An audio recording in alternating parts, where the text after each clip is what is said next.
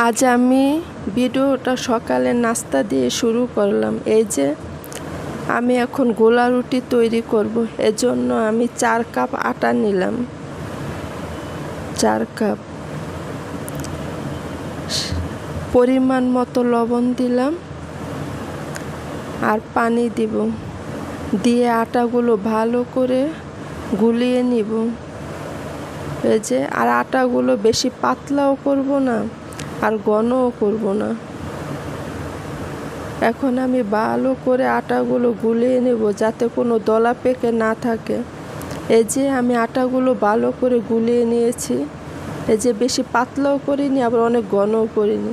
একটা fry pan গরম করে ফ্রাই প্যানের মধ্যে আমি 2 চামচ আটাগুলা দিলাম, দিয়ে চামচের মাথা দিয়ে পাতলা করে দিলাম। এখন আমার রুটিটা এক পিঠ হয়ে গেছে, আরেক পিঠ আমি ভেজে নিব। এই যে আমার রুটিটা হয়ে গেছে, আর এই রুটির স্বাদটা কিন্তু আটা রুটির মতোই লাগে। এখন আমি আরেকটা রুটি ভেজে নিব।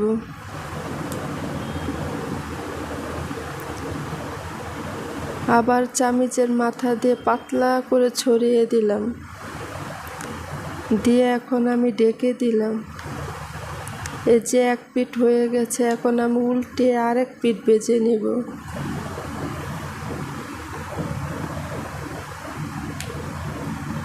এখন রুটিটা আমি আবার উল্টিয়ে দিলাম।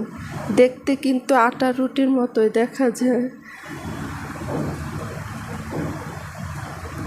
রুটিগুলো ভেজে আমি আমার ছেলেদেরকে নাস্তা দিয়ে এখন আমি নিজে খাচ্ছি। আমার ছেলেরা তো আর চা খায় না, ওদেরকে আমি ডিম পোচ দিয়েছি আর মাংসের তরকারি গরম করে দিয়েছি, আর আমি চা দিয়ে খাচ্ছি।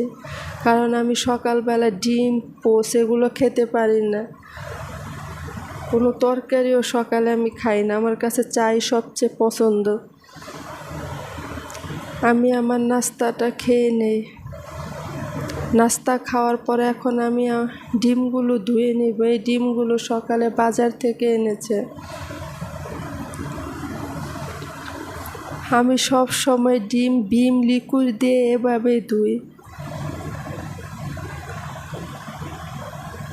ডিমের গায়ে অনেক ময়লা লেগে থাকে।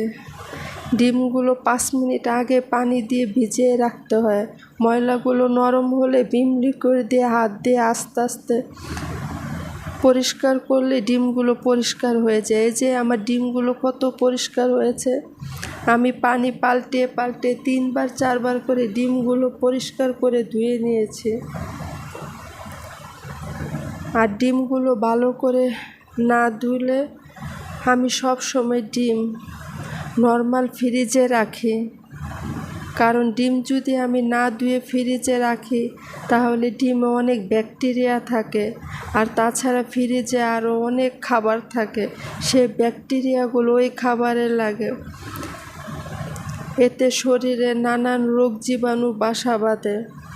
তাই ডিম সব সময় ধুয়ে এভাবে পরিষ্কার করে ফ্রিজে রাখতে হয়। এই যে আমার ডিমগুলো ধোয়া শেষ। এখন আমি ডিমগুলো পানি ঝরাতে দেব, পানি ঝরলে ফ্রিজে রেখে দেব। ডিম ধুয়ে এখন আমি সবজিগুলো সব কেটে নিলাম।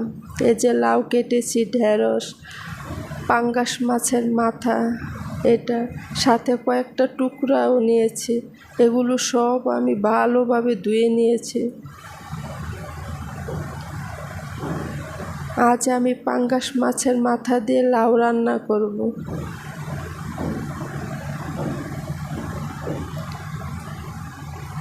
এই যে রান্নার জন্য আমি চলে আসলাম। একটা ফ্রাই প্যান গরম করে পরিমাণ মতো তেল দিয়ে তার মধ্যে আমি 1/2 কাপ পরিমাণ পেঁয়াজ দিলাম। পেঁয়াজটা একটু হালকা ভেজে একটু পানি দিলাম। এখন আমি একে একে সমস্ত মশলা দিয়ে দেব। হলুদের গুঁড়া, মরিচের গুঁড়া, ধনে গুঁড়া, স্বাদ মতো লবণ, হাফ চামচ ভাজা জিরার গুঁড়া, হাফ চামচ আদা রসুন বাটা, সমস্ত কিছু দিয়ে এখন আমি মশলাটা একটু কষিয়ে নিলাম। এই যে মশলাটা আমার কষানো হয়ে গেছে, এখন আমি লাউগুলো দিয়ে দিব।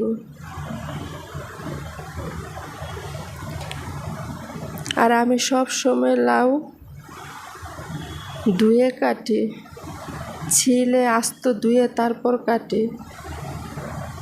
এখন আমি লাউগুলো দিয়ে ঢেকে দিলাম সিদ্ধ হওয়ার জন্য। আর অন্যদিকে আমি গ্যাসের চুলায় পাঙ্গাস মাছগুলোর মধ্যে হলুদের গুঁড়া, মরিচের গুঁড়া আর নুন দিয়ে মেখে মাছগুলো ভেজে নেব।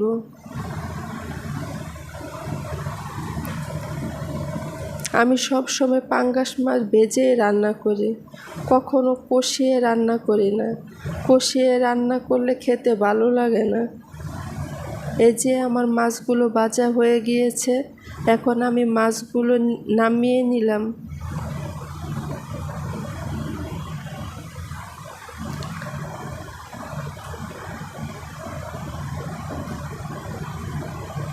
সমস্ত মাছগুলো ভেজে এখন আমি লাউগুলো আবার নাড়া দিব, কারণ নিচে যাতে লেগে না যায়। লাউগুলো আমার হাফ সিদ্ধ হয়ে গেছে, এখন আমি ঝোলের জন্য পরিমাণ মতো পানি দিয়ে দিলাম, দিয়ে আবার একটু ঢেকে দিলাম। এই যে লাউগুলো আমার বলক উঠে গেছে, এখন আমি মাছগুলো দিয়ে দিব উপর থেকে। মাছগুলো দিয়ে এখন আমি একটা টমেটো কেটে দিলাম। এই টমেটোগুলো আমার ফ্রোজেন করা ছিল। উপর থেকে কয়েকটা কাঁচামরিচ ছড়িয়ে দিলাম।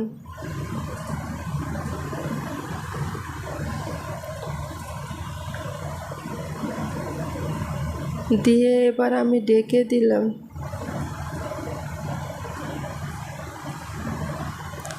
এবার আমার লাউ রান্না পুরোপুরি হয়ে গিয়েছে।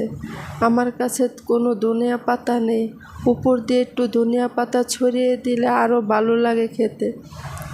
লাউয়ের মধ্যে ধনিয়া পাতার স্বাদটা অনেক ভালো যায়।